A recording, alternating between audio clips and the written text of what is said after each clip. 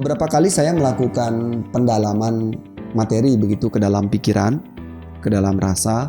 Saya suka sekali berkontemplasi di atas sebuah renungan. Kenapa ya seorang itu dia bertengkar begitu. Jadi saya menemukan berbagai akar ya. Diawali oleh suatu ketakutan, kemudian melahirkan keinginan. Nah, ada satu keinginan itu wajar ya. Tapi ketika manusia itu mulai berharap begitu, sesuatu itu tidak seperti itu. Ya, saya punya orang nih, teman, sahabat atau pasangan. Saya berharap dia tidak begitu. Lalu saya memaksa supaya keadaan itu tidak seperti itu. Saya menolak.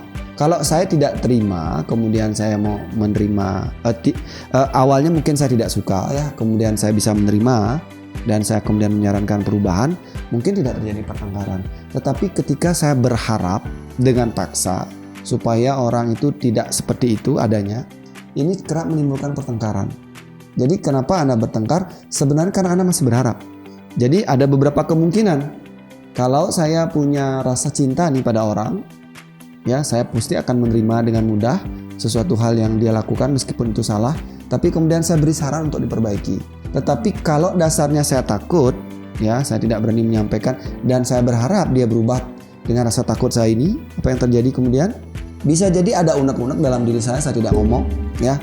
Atau akhirnya saya ngomong tapi dengan nada yang keras, memaksa untuk berubah. Ya saking kerasnya mungkin orang itu nggak berubah-berubah gitu, nggak bisa saya rubah dengan kata-kata yang halus, ya. Maka saya kemudian akhirnya menyimpan unek-unek di dalam, atau mungkin saya langsung saja labrak dan akhirnya terjadi pertengkaran. Nah, sebagian mungkin pertengkaran itu terjadi dalam, ya dia tidak ungkapkan, tapi di dalam sudah ada unek-unek. Ya tunggu meledak ya. Bisa jadi membuat itu mati rasa akhirnya ya, karena tidak disampaikan keluar, tidak disampaikan apa adanya jadi mati rasa. Tapi bisa juga jadi unek-unek yang nanti akan meledak suatu waktu. Nah, yang perlu disyukuri dari sebuah pertengkaran adalah bahwa ternyata Anda masih berharap, atau dia masih berharap pada Anda. Dia masih menginginkan Anda atau Anda masih menginginkan dia.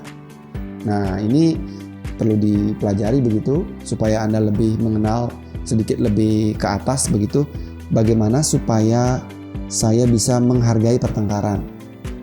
Nah, tentu dasar tadi ya, dia masih berharap.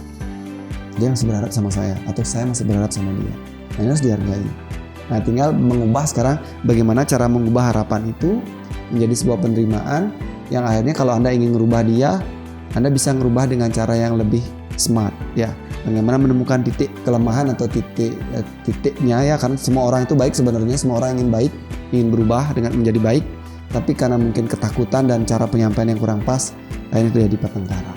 Ya, kalau Anda punya pengalaman-pengalaman atau mungkin diskusi seputar ini, ayo kita diskusi di kolom komentar ya. Sampai jumpa di video selanjutnya.